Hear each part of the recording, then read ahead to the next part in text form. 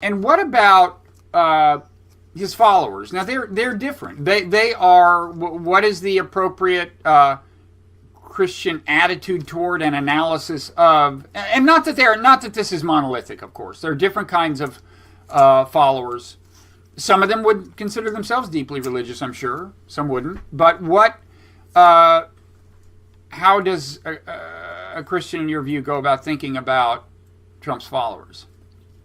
This is a difficult and I think far more painful question. So to begin with, we usually measure the plausibility of candidates by trying to tally up the extent to which one's own convictions and political postures and philosophies and that of the candidate match up. Now, that kind of exercise is hardly possible or even plausible with a candidate who has switched his positions on virtually every issue multiple times. I mean, people have actually counted the literally, I think it's hundreds of times if you add up all his position switches. The egregious number of such vacillations. Now, if somebody's doing that, it's hard to sort of see oneself engaging in a kind of sober-minded political calculus. Well, yes, my views accord with those of Trump. So when it comes to policy positions or general stances about particular questions, about all of which he seems either contentless or oscillating in sort of more or less perpetually. So then one wonders what it is that endears him to a certain group of people, which admittedly is now considerably shrinking, but at one point might have been as many as 40% of voters. Well, if it isn't policy, then what is it? Well, I suspect then we have to sort of think about affect.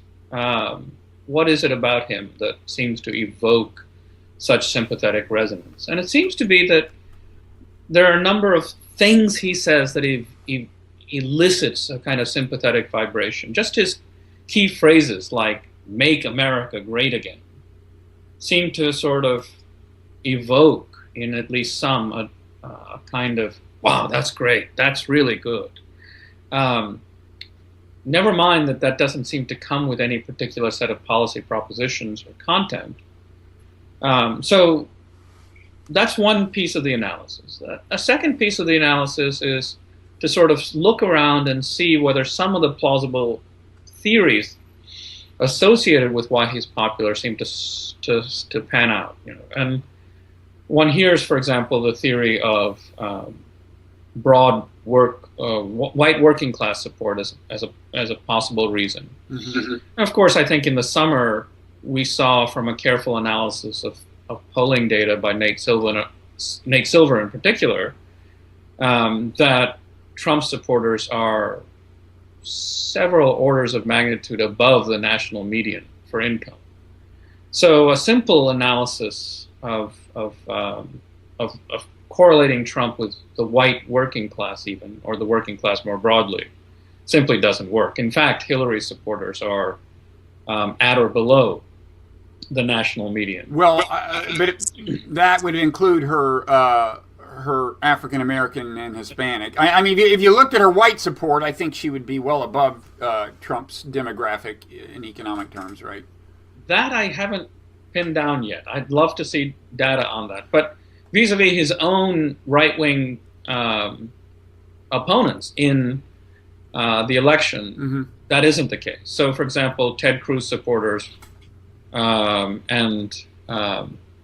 actually, Ted Cruz supporters and Rubio supporters were wealthier, but his were significantly wealthy as well. If I recall the statistics correctly, their median income is around 72,000 or so, mm-hmm. for Trump, and the national median income is around 59,000, I believe. Hmm.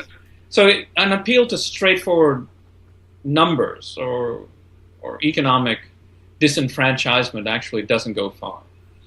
So that theory seems to be implausible.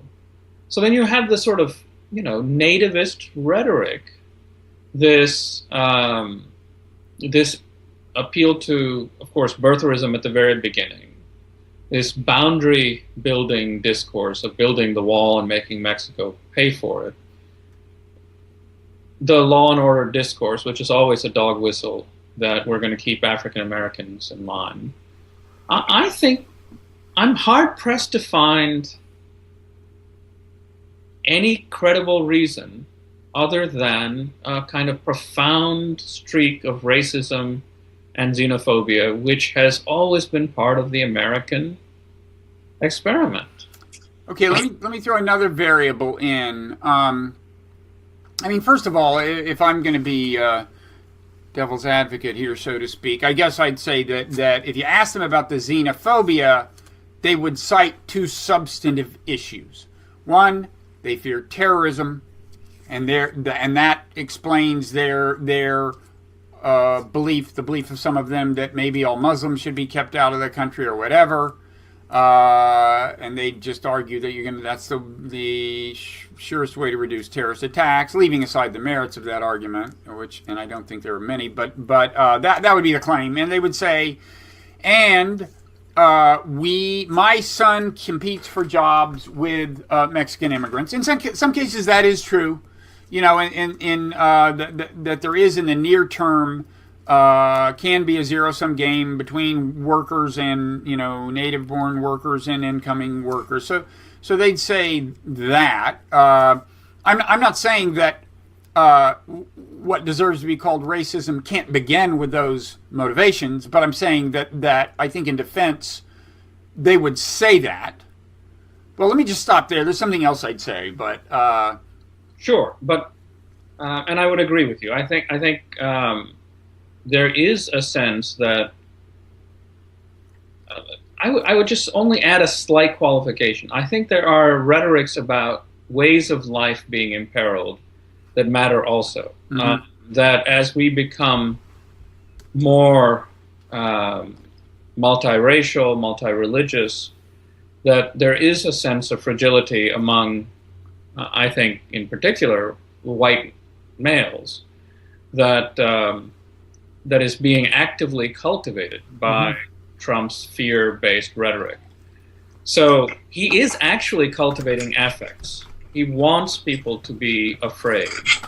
He does want to make Americans feel like a kind of an age, a glorious age is behind us. And so we probably have never had a major political candidate who pans the country as it presently exists more routinely than him, right? That America is just, you know, a basket case. Our inner cities are particularly violent, and everything is going to hell in a handbasket. And we used to have a glorious past to which I will return, all of us. So this sense of faded glory, this sense of perpetual threat, of fear, the manufacturing of these affects seems to be an essential part of manufacturing his appeal. Right? And I think these affects are easily then mobilizable mm-hmm. in the direction of xenophobia and racism. And so, yes, I think there's a complicated process that gets us to policy postures that are fundamentally racist and the like. Of course, politicians always manipulate affect, the successful ones, right? I mean, even the politicians you would call validly inspiring try to cultivate inspiration. Right. So that's not what's distinctive or bad here, right? It's the nature of the affect. Precisely. So one could, I mean, this is where one could see Hillary Clinton aspiring to do in her best moments. She you know, tries to speak about stronger together. You know, he goes low, we'll go high.